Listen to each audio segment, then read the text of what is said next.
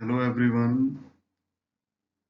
Corona virus की वजह से जो अभी लॉकडाउन चल रहा है, इसकी वजह से स्टूडेंट्स सभी अपने घरों में हैं और हमने एक स्टेप लिया था कि हम उन स्टूडेंट्स की जो लर्निंग प्रोसेस है उसको रुकने नहीं देंगे। जिसके लिए हम रेगुलरली यूट्यूब पर वीडियोस के थ्रू, वीडियो लेसन्स के थ्रू अपडेट कर रहे हैं और साथ ही साथ में ऑनलाइन क्लासेस भी चल रही हैं।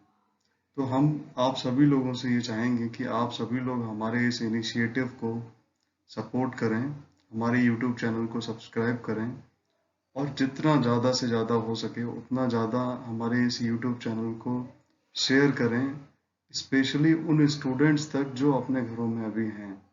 क्लास 6 से लेके क्लास 12 तक के जो भी स्टूडेंट हैं, आप उनसे ये हमारा यूट्यूब चैनल शेयर कर लें ताकि वो लोग इस यूट्यूब चैनल के थ्रू जो हम वीडियोस अपलोड कर रहे हैं और साथ ही साथ में जो हमारी लाइव क्लासेस चल रही हैं, तो वो लोग भी इस जो इनिशिएटिव है, ये जो स्टेप है, इसका फ़ायदा उठा सकें और उनका जो लर्निंग प्रोसेस है वो कंटिन्यूअसली चलता रहे। हम सभी का एक एम होना चाहिए कि हमारे स्टूडेंट्स, हमारे बच्चों का जो लर्निंग है वो कभी रुकना नहीं चाहिए। ठीक है? तो उम्मीद करूँगा कि आप सभी लोग हमारे इस इनिशिएटिव को, इस स्टेप को सपोर्ट करेंगे और जिनके लिए हम ये मेहनत कर रहे हैं उन तक ये मटेरियल हमारा ज़रूर पहुंचाएंगे। अब आज के इस वीडियो लेसन की हम बात करेंगे। आज के इस वीडियो लेसन में हम ट्रांसपोर्टेशन इन ह्यूमंस पढ़ेंगे। ह्यूमंस में सब्सटेंसेस या फिर जो कुछ भी ट्रांसपोर्ट होता है हमारे बॉडी के अंदर, उसके लिए ह्यूमन सर्कुलेटरी सिस्टम प्रेजेंट है। इस ह्यूमन सर्कुलेटरी सिस्टम के 3 मेन पार्ट्स होते हैं: ब्लड, ब्लड वेसल्स, हार्ट। अब ये जो हमारा ब्लड है, ये मोबाइल फ्लूइड कनेक्टिव टिश्यू होता है जो कि रेड कलर का होता है, क्योंकि इसमें एक आयरन कंटेनिंग पिगमेंट होता है, हीमोग्लोबिन, वो रेड कलर का होता है। इस वजह से हमारा ब्लड जो है वो रेड कलर का होता है। अब ब्लड जो है हमारे बॉडी में न्यूट्रिएंट्स को सप्लाई करता है, हर एक सेल के अंदर ले जाता है और रेस्पिरेटरी गैसेस को भी ले जाता है हर एक सेल के पास में। और उनका जो भी वेस्ट प्रोडक्ट होता है, सेल्स का जो भी वेस्ट वेस्ट प्रोडक्ट है, जैसे कि कार्बन डाइऑक्साइड, वो वहां से वापस लेके आता है। एक एडल्ट ह्यूमन के अंदर 5 to 6 लीटर्स ब्लड प्रेजेंट होता है और इस ब्लड के 2 मेन कंपोनेंट होते हैं, एक है प्लाज्मा और दूसरा है ब्लड सेल्स।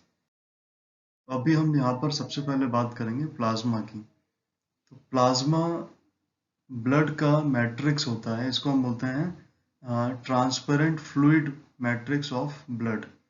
इस ब्लड का 55% जो पार्ट है वो प्लाज्मा होता है। ठीक है? और अब इसी प्लाज्मा के अंदर डिफरेंट जो ब्लड सेल्स होते हैं वो फ्लोट करते रहते हैं। ठीक है? अब हम देखेंगे कि इस प्लाज्मा के अंदर क्या क्या कॉन्स्टिट्यूएंट्स हैं। तो वाटर होता है प्लाज्मा के अंदर और दूसरा कंपोनेंट है सॉल्यूट्स होते हैं। वाटर कितना परसेंट होता है? प्लाज्मा में 92% वाटर प्रेजेंट होता है और 8% सॉल्यूट्स होते हैं। ठीक है? अभी ये जो सॉल्यूट्स हैं वो हमारे 5 टाइप्स के हैं, नीचे हमने लिख रखा है: proteins, nutrients, excretory products, inorganic salts and other substances. अब हम प्रोटीन्स की पहले बात कर लेते हैं। प्रोटीन्स जो हैं वो हमारे टोटल प्लाज्मा का 6.5% होता है। प्रोटीन्स जो है हमारे टोटल प्लाज्मा का 6.5% है और इनमें से जो इम्पोर्टेंट प्रोटीन्स हैं वो कौन कौन सी हैं? इम्यूनो इम्यूनोग्लोबिन्स, इम्यूनोग्लोबिन्स को हम एंटीबॉडीज कहते हैं। लाइजोजाइम्स, ये एंटी माइक्रोबियल होता है। फाइब्रिनोजेन, प्रोथ्रोम्बिन, ठीक है, प्रोथ्रोम्बिन जो है वो हमारा, और फाइब्रिनोजेन ये ब्लड क्लॉटिंग में हेल्प करते हैं। और उसके बाद में कुछ ट्रांसपोर्ट प्रोटीन्स भी होते हैं। ठीक है? न्यूट्रिएंट्स की जब हम बात करते हैं तो न्यूट्रिएंट्स में glucose, amino acid, vitamins, fatty acids और फैट ड्रॉप्स ये आते हैं। एक्सक्रीटरी प्रोडक्ट की जब हम बात करते हैं तो इसमें आता है यूरिया। ठीक है, यूरिया एक नाइट्रोजनस बेस्ड प्रोडक्ट है हमारे बॉडी का। ठीक है, इसी के साथ साथ में uric acid etcetera.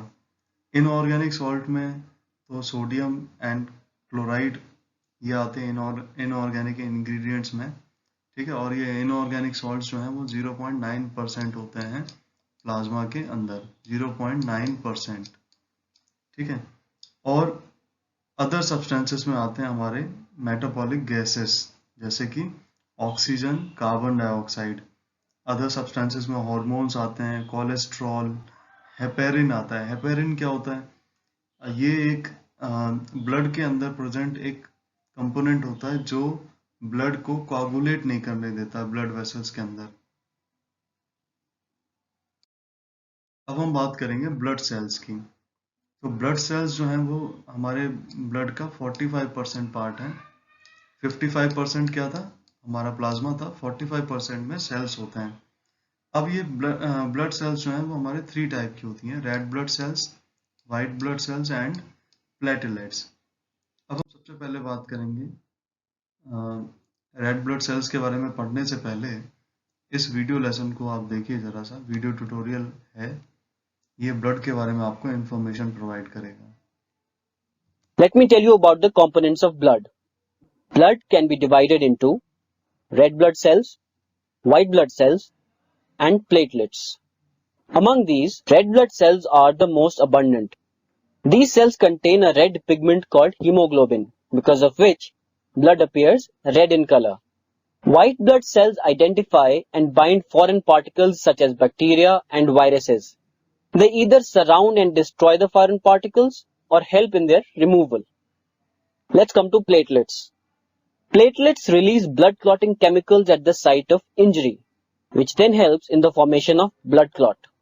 This process helps in preventing further bleeding. Let me tell you also about the fourth component of blood, which is plasma. Plasma is the liquid medium that holds the blood cells and platelets and helps in the transportation of food, carbon dioxide, nitrogenous wastes, and salts.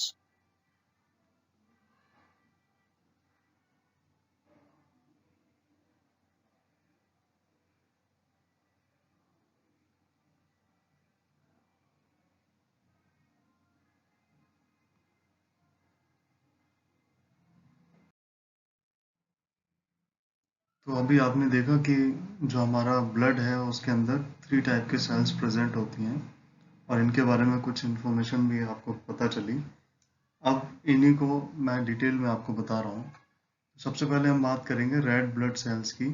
Red blood cells का shape circular और biconcave होता है। ठीक है, इनके अंदर nucleus, mitochondria, endoplasmic reticulum और ribosomes absent होते हैं। ठीक है, और हर एक रेड ब्लड सेल के अंदर about 100 million haemoglobin molecules present होते हैं।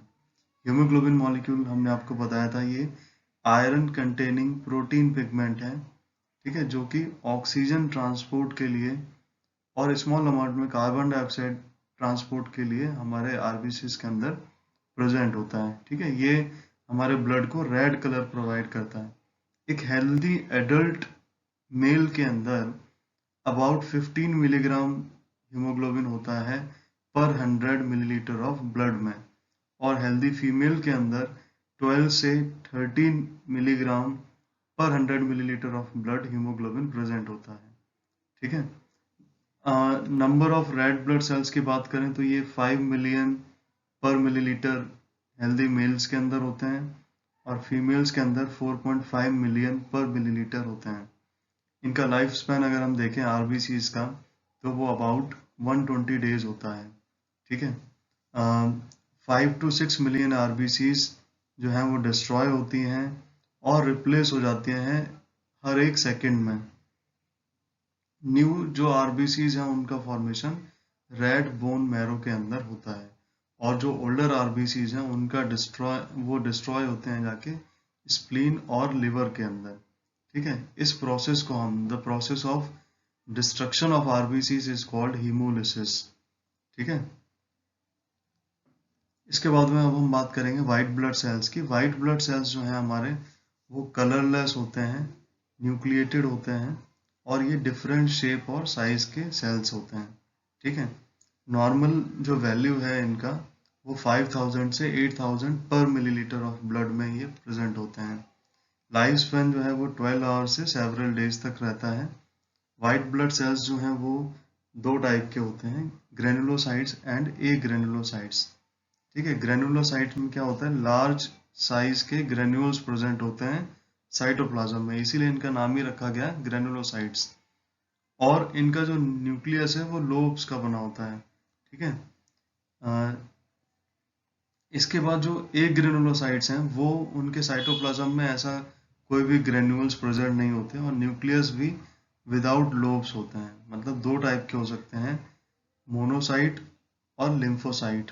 ठीक है, ये सभी जो वाइट ब्लड सेल्स हैं इनको डिटेल में हम लोग क्लास 9th में पढ़ के आए हुए हैं, तो यहाँ पर हम ज़्यादा डिटेल आपको नहीं दे रहे हैं। ठीक है, तो वाइट ब्लड सेल्स का काम क्या है, आरबीसीज का क्या फंक्शन हमने बताया था आपको कि वो ऑक्सीजन गैस के ट्रांसपोर्टेशन में और स्मॉल अमाउंट में कार्बन डाइऑक्साइड के ट्रांसपोर्टेशन में रोल प्ले करता है। वाइट ब्लड सेल्स का क्या फंक्शन होता है, वाइट ब्लड सेल्स को हम बोलते हैं soldiers of our body, because they protect our body from the pathogens or the microorganisms that cause disease। ठीक है, जब कोई भी फॉरेन पार्टिकल या फिर पैथोजन हमारी बॉडी में एंटर करता है तो वो कुछ केमिकल्स प्रोड्यूस करता है। हमारे वाइट ब्लड सेल्स उन केमिकल्स के रिस्पॉन्स में केमिकल्स प्रोड्यूस करते हैं। इन केमिकल्स को जो कि हमारे बॉडी प्रोड्यूस करती है, इनको हम एंटीबॉडीज कहते हैं। अब ये एंटीबॉडीज जो बाहर से केमिकल्स आए हैं उनके साथ में फाइट करते हैं। अगर एंटीबॉडीज हेल्दी हैं, स्ट्रॉन्ग हैं, तो वो बाहर का जो भी हार्मफुल मटेरियल था उसको डिस्ट्रॉय कर देंगे और हमारी बॉडी को इन्फेक्शन से बचा लेंगे। ठीक है, जैसा कि अभी बताया जा रहा है कि जिन लोगों का इम्यूनिटी स्ट्रॉन्ग है वो लोग कम बीमार पड़ते हैं, या उनको जो इन्फेक्शन है किसी भी टाइप का वो बहुत जल्दी नहीं होता है, वो लोग प्रोटेक्टेड रहते हैं, है ना। सेम लोकेलिटी में रहने वाले लोग, उनमें से कुछ लोग बीमार पड़ जाते हैं बहुत जल्दी, कुछ लोग नहीं पड़ते हैं। ऐसा इसलिए होता है क्योंकि ये उनका इम्यूनिटी की वजह से, उनकी इम्यूनिटी स्ट्रांग है, इसलिए वो जल्दी बीमार नहीं पड़ते हैं। तो इम्यूनिटी स्ट्रांग करने के लिए क्या करना पड़ेगा आपको, बैलेंस डाइट लेना पड़ेगा, जो हेल्दी रूटीन्स होते हैं। ठीक है, मॉर्निंग से जब आप सोने जाते हैं, उठने से और सोने जाने तक के वो रूटीन्स फॉलो करने पड़ेंगे आपको। अब हम बात करेंगे ब्लड प्लेटलेट्स की। तो ब्लड प्लेटलेट्स ये थर्ड टाइप के ब्लड सेल्स होते हैं, ये भी कलरलेस होते हैं और ये नॉन न्यूक्लिएटेड सेल फ्रेगमेंट्स होते हैं, डिफरेंट शेप और साइज के। ठीक है, लाइफ स्पैन जो है इनका वो 7 से 10 डेज तक का होता है, और इनका मेन रोल क्या है, ये ब्लड क्लॉटिंग में हेल्प करते हैं। ठीक है, चलिए आगे हम लोग देख रहे हैं। अभी यहाँ पर हमारा जो टॉपिक है वो है ब्लड वेसल्स। तो ब्लड वेसल्स जो हैं वो क्या है, ये ट्यूब्स होते हैं जिनके अंदर ब्लड फ्लो करता है। ठीक है, तो ये 3 टाइप के होते हैं, आर्टरीज, वेन्स एंड कैपिलरीज। अब इनको हम एक एक करके डिस्क्राइब करेंगे। आर्टरीज क्या है, ये इनकी कुछ कैरेक्टरिस्टिक्स यहाँ पर लिखी हुई हैं, आप इस डायग्राम में देख सकते हैं। ये आर्टरी का डायग्राम है फर्स्ट वाला। इसमें देखिए आप, ये थिक वॉल है, थिक मस्कुलर वॉल है और नैरो ल्यूमेन है। तो आपने 2 कैरेक्टरिस्टिक यहाँ पे कंप्लीट कर ली। आर्टरीज थिक वॉल्ड होती हैं और नैरो ल्यूमेन की होती हैं। They carry blood from heart to all other parts of the body. Heart से ब्लड ले जाते हैं बाकी बॉडी पार्ट्स के अंदर। और ये usually they carry oxygenated blood. सिर्फ एक ही आर्टरी ऐसा है, पल्मोनरी आर्टरी जिसको हम कहते हैं, जो कि डीऑक्सीजनेटेड ब्लड कैरी करता है। कहाँ से, हार्ट से लंग्स में ले जाता है वापस। ब्लड फ्लो जो है आर्टरीज के अंदर वो बहुत ही फास्ट होता है, रैपिड होता है और अंडर प्रेशर फ्लो करता है यहाँ पर। ठीक है, क्योंकि ल्यूमेन कम होता है इसलिए प्रेशर के साथ ब्लड फ्लो करता है। The blood also flows with jerks. ठीक है, आर्टरीज जो होते हैं वो डीपली सीटेड होते हैं।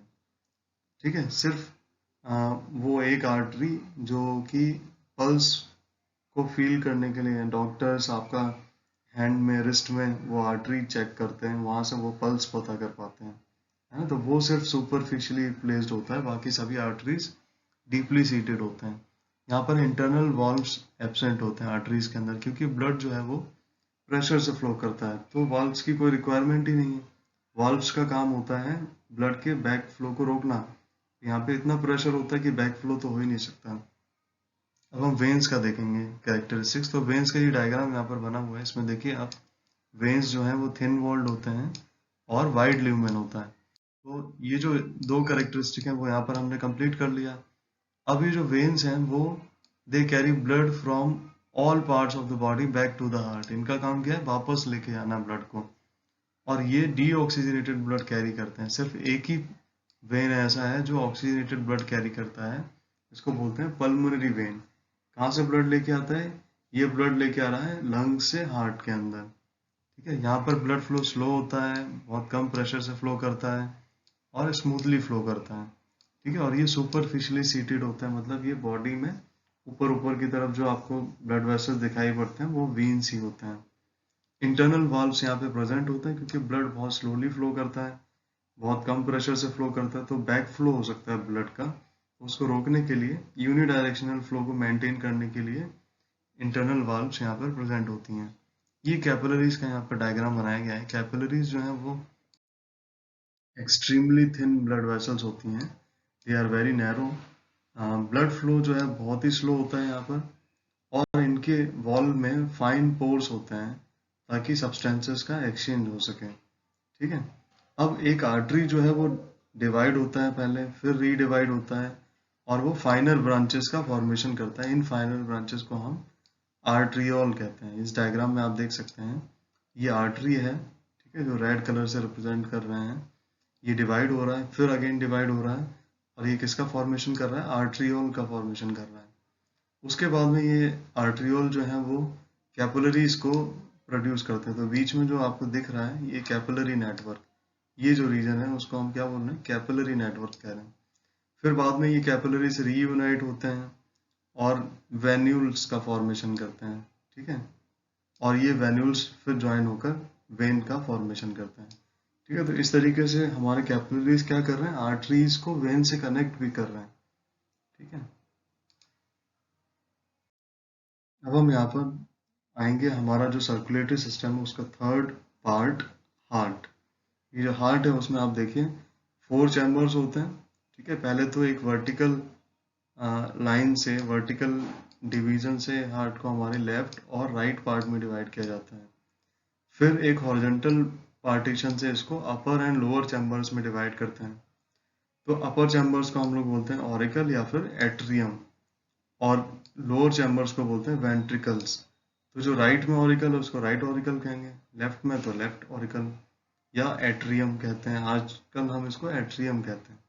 ठीक है, तो अब आप देखिए क्या है, ये पल्मोनरी वेन है जो कि ऑक्सीजनेटेड ब्लड लेके आ रहा है इस हार्ट के अंदर।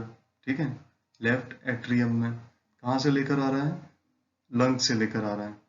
फिर ये ब्लड जो है वो लेफ्ट वेंट्रिकल में जाता है और फिर मेन आर्टरी जिसको हम बोलते हैं ऑर्टा, ये लार्जेस्ट आर्टरी है हमारे बॉडी का, ये बॉडी सेल्स में आके इसको डिस्ट्रीब्यूट कर देता है।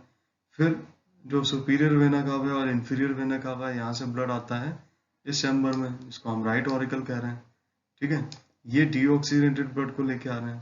इसके बाद ये राइट वेंट्रिकल में जाता है और राइट वेंट्रिकल से फिर पल्मोनरी आर्टरी के थ्रू दोबारा इसे लंग्स में ट्रांसपोर्ट कर दिया जाता है। ठीक है, तो ये कुछ हार्ट का स्ट्रक्चर हमने देखा। यहाँ पर ये जो हार्ट है वो हमारा डबल मेम्ब्रेन से कवर्ड होता है। इन डबल मेम्ब्रेन्स को हम बोलते हैं पेरिकार्डियम। क्या बोलते हैं, पेरिकार्डियम कहते हैं। और इसके अंदर फ्लूइड फिल्ड होता है, इसको हम पेरिकार्डियल फ्लूइड कहते हैं। ठीक है, पेरिकार्डियल फ्लूइड जो फ्रिक्शन लेस मूवमेंट को प्रमोट करता है और दूसरा हमारे हार्ट को शॉक से भी प्रोटेक्शन प्रोवाइड करता है। ठीक है, अब इसमें आप देख रहे होंगे कि जो ये पार्टीशन है वेंट्रिकल्स के बीच में वो थिक होता है, थिक वॉल्ड होता है। ठीक है, इस पार्टीशन को हम सेप्टम कहते हैं। ठीक है, जो डिवाइडिंग वॉल है दोनों वेंट्रिकल्स के बीच में। क्लियर है, चलिए अब हम देखेंगे ब्लड का सर्कुलेशन ह्यूमन हार्ट में किस तरीके से होता है। तो आप इस डायग्राम को देख रहे हैं, तो आपको बताया था pulmonary when they carry oxygenated blood, means oxygen containing blood.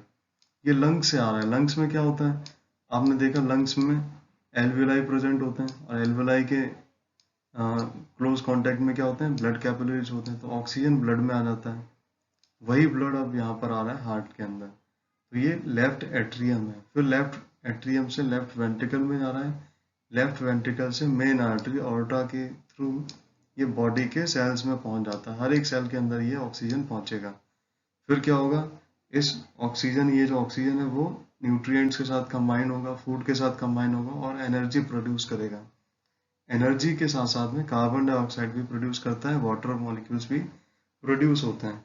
तो जो कार्बन डाइऑक्साइड मॉलिक्यूल है वो हमारे बॉडी का वेस्ट है, तो वो वापस से ब्लड में डिजोल्व हो जाते हैं। ठीक है, और ब्लड के प्लाज्मा के थ्रू या फिर हीमोग्लोबिन उसको वापस लेके आता है वेना कावा के थ्रू। जो अपर बॉडी पार्ट से ब्लड को वापस लेके आ रहा है वेन हार्ट के अंदर राइट एट्रियम में, उसको सुपीरियर वेना कावा कहते हैं। और जो लोअर बॉडी पार्ट से डीऑक्सीजनेटेड ब्लड को राइट एट्रियम में वेन लेकर आ रहा है उसको हम इंफीरियर वेना कावा कहते हैं। वेना कावा मेन वेन को कहते हैं। ठीक है, तो ये राइट एट्रियम में आ गया, राइट एट्रियम से फिर राइट वेंट्रिकल में जाएगा और राइट वेंट्रिकल से पल्मोनरी आर्टरीज के थ्रू ये वापस से लंग्स में ट्रांसपोर्ट कर दिया जाएगा। ठीक है, तो इस तरीके से ह्यूमन हार्ट में ब्लड का फ्लो होता है। अब यहाँ पर आप देखेंगे डबल सर्कुलेशन। ह्यूमन हार्ट में जो फ्लो हो रहा है या ह्यूमन बॉडी में ब्लड का जो फ्लो है उसको हम डबल सर्कुलेशन कहते हैं। क्यों कहते हैं, क्योंकि यहाँ पर एक कंप्लीट राउंड में, एक कंप्लीट साइकिल में ब्लड हार्ट के थ्रू 2 बार मूव करता है, इसलिए हम उसको बोलते हैं डबल सर्कुलेशन। अब ये डबल सर्कुलेशन को 2 पार्ट में डिवाइड कर देते हैं हम। पल्मोनरी सर्कुलेशन मतलब कि लंग्स में और वापस आना। ठीक है, हार्ट से लंग्स में और लंग्स से वापस हार्ट में, ये जो सर्कुलेशन है इसको हम बोलते हैं पल्मोनरी सर्कुलेशन। और दूसरा होता है सिस्टेमिक सर्कुलेशन, ये हार्ट से बॉडी पार्ट्स में और बॉडी पार्ट से वापस से हार्ट के अंदर। यहाँ पे बॉडी पार्ट्स में लंग्स इन्वॉल्व नहीं होते हैं, क्योंकि लंग्स के थ्रू जो ट्रांसपोर्टेशन हो रहा है ब्लड का या सर्कुलेशन हो रहा है वो पल्मोनरी सर्कुलेशन में आता है। ठीक है, चलिए, तो ये 2 टाइप का हो गया सर्कुलेशन, इसीलिए हम इसको क्या बोल रहे हैं, डबल सर्कुलेशन कह रहे हैं। आप देख लीजिए यहाँ पर किस तरीके का मूवमेंट हो रहा है। सबसे पहले पल्मोनरी वेन जो है हमारा वो ऑक्सीजनेटेड ब्लड को हार्ट में लेकर आ रहा है। ठीक है, लेफ्ट एट्रियम में, फिर लेफ्ट वेंट्रिकल में, फिर ऑर्टा के थ्रू। ठीक है, जो कि मेजर आर्टरी होता है, फिर इसके थ्रू ये बॉडी के पार्ट्स में डिस्ट्रीब्यूट हो जाता है। ठीक है, बॉडी के पार्ट्स में डिस्ट्रीब्यूट हो गया, वहाँ पे रेस्पिरेशन का प्रोसेस होगा, सेलुलर रेस्पिरेशन का प्रोसेस होगा, फिर जो कार्बन डाइऑक्साइड प्रोड्यूस होगा वो सुपीरियर वेना कावा, ये ऊपर से जो हेड पार्ट्स हैं वहाँ से आ रहा है सुपीरियर वेना कावा, और ये लोअर बॉडी पार्ट्स हैं इनको बोलते हैं इंफीरियर वेना कावा। कहाँ आ रहा है, राइट एट्रियम में, राइट एट्रियम से राइट वेंट्रिकल में, और फिर ये वापस से लंग्स में चला जाता है। इधर ये ऑक्सीजन कंटेनिंग ब्लड है और इधर ये कार्बन डाइऑक्साइड कंटेनिंग ब्लड है। ठीक है, इसका मतलब ये नहीं कि यहाँ पे ऑक्सीजन बिल्कुल भी नहीं है, ऑक्सीजन भी होता है। ठीक है, लेकिन जो परसेंटेज है ऑक्सीजन का वो अभी ऑक्सीजनेटेड ब्लड के कंपैरिजन में कम होता है। ठीक है, आपने रेस्पिरेशन प्रोसेस में पढ़ा था कि इनका जो परसेंटेज है वो किस तरीके से वेरी करता है। बॉडी के अंदर जो एयर आता है उसमें कितना होता है परसेंटेज, और बॉडी के बाहर जा रहा है उसमें कितना होता है परसेंटेज। ठीक है, मैं आपको यहाँ पर बता रहा हूँ जो परसेंटेज है वो किस तरीके से वेरी करता है। देखिए, जब आप इनहेल करते हैं एयर को तो वहाँ पे 21% ऑक्सीजन होता है, और जब एक्सहेल करते हैं तो 16.4% ऑक्सीजन होता है। इसी तरीके से इनहेल्ड एयर में जो कार्बन डाइऑक्साइड है वो 0.04% होता है, और एक्सहेल्ड एयर में ये परसेंटेज बढ़ जाता है, 4.4% हो जाता है। ठीक है, इसलिए हम वहाँ पर ऑक्सीजन नहीं कंसिडर करते, कार्बन डाइऑक्साइड के बढ़े हुए अमाउंट को दिखाते हैं, इसलिए बोलते हैं कि डीऑक्सीडेटेड ब्लड है वो। ठीक है, अब ये हमारा जो है वो किस तरीके से ब्लड सर्कुलेशन हो रहा है बॉडी पार्ट्स के अंदर वो यहाँ पे शो किया गया है। देखिए, हार्ट से आर्टरी के थ्रू ब्लड आ रहा है और ये कहाँ जा रहा है, आर्टरी डिवाइड हो रही है, आर्टियोल्स बना रहे हैं, आर्टियोल्स से फिर ये कैपिलरीज बन जाते हैं, और कैपिलरीज जो हैं वो डायरेक्टली सेल्स और टिश्यूज के कांटेक्ट में होते हैं। फिर सेल्स और टिश्यू जो भी वेस्ट प्रोडक्ट बनाते हैं वो इन्हीं कैपिलरीज के थ्रू वेन्यूल्स में जाते हैं, वेन्यूल से फिर वेन बनता है, और वेन से फिर वापस ये हार्ट के अंदर आ जाते हैं। ठीक है, अब ब्लड प्रेशर की बात करेंगे तो ब्लड प्रेशर क्या है, the pressure with which the blood flows in the blood vessels.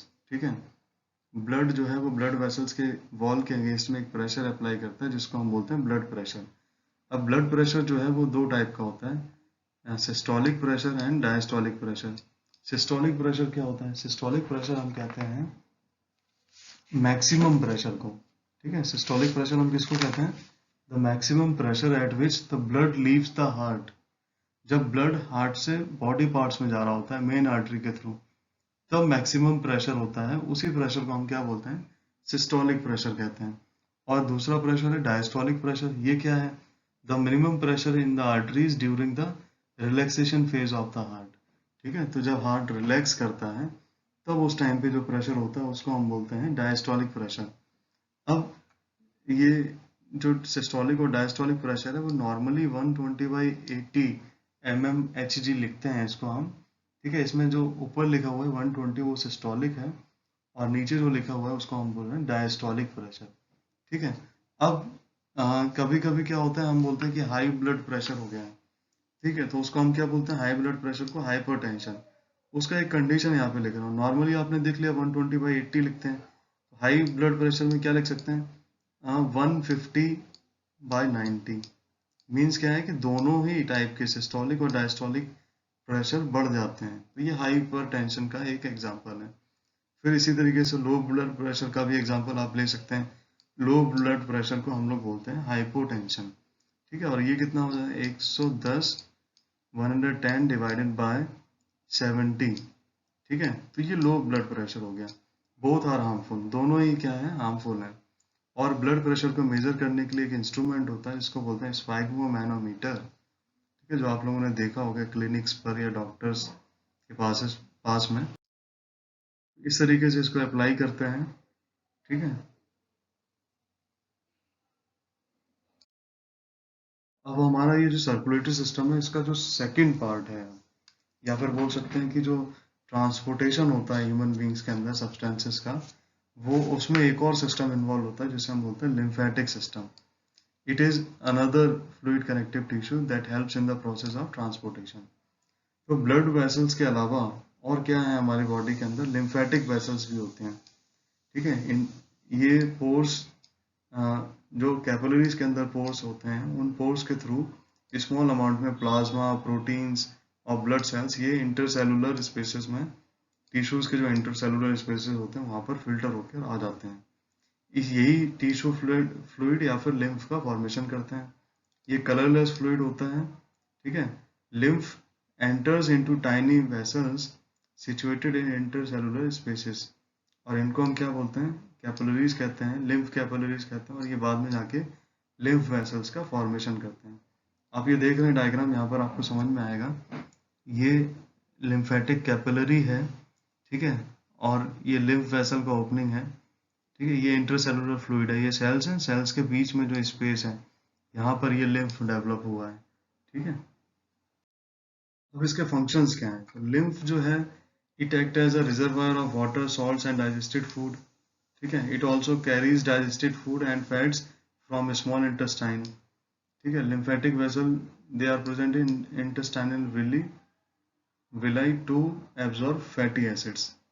और ये फैगोसाइट्स की तरह भी काम करते हैं, मतलब ये बैक्टीरिया और जो भी फॉरेन पार्टिकल जो हमारे बॉडी के अंदर सेल्स के अंदर एंटर करेगा उसको ये क्या करेंगे? एनगल्फ कर जाते हैं। फैगोसाइटोसिस हम बोलते हैं कि जब एक सेल किसी पार्टिकल, फूड पार्टिकल को या कोई भी पार्टिकल उसको जब एनगल्फ करता है तो उसको हम बोलते हैं फैगोसाइटोसिस।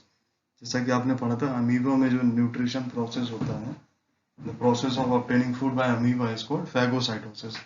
ठीक है, तो ये लिम्फ के फंक्शन है। लिम्फ में लिम्फोसाइट्स, मतलब कि जो वाइट ब्लड सेल्स हैं वो लार्ज अमाउंट में होती हैं और आरबीसी प्रेजेंट नहीं होती हैं।